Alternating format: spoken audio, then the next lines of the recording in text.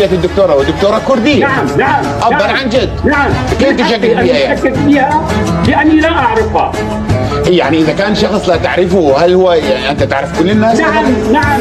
أنا كنت حاضرة ومدعوة لمؤتمر ستوكهولم كوني كمعارضة كردية مصفوفة مع الثورة السورية، وحضرت وناقشت إلهام أحمد في ستوكهولم على أني كردية، فجاي تجردني من قوميتي بنفس أساليب النظام، نفس أساليب النظام، وهذا ما يتشابه فيه قسد والنظام، بأنه كل واحد لا يتوافق معهم. هم يدعون الديمقراطية، لكن أي حدا بيفضل انتمائه للهوية السورية على انتمائه القومي أو الطائفي يأتي بعدا، فبيظهر هذا الشكل.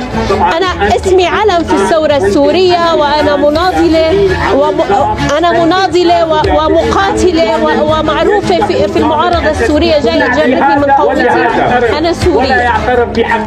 هل تكوني سورية؟ وبنت الجزيرة. أما أنا كردي من كردستان سوريا.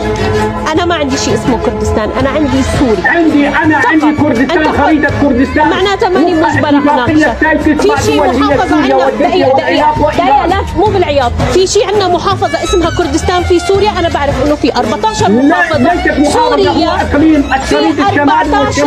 إذا سمحت قانونيا ما في شيء اسمه كردستان في سوريا.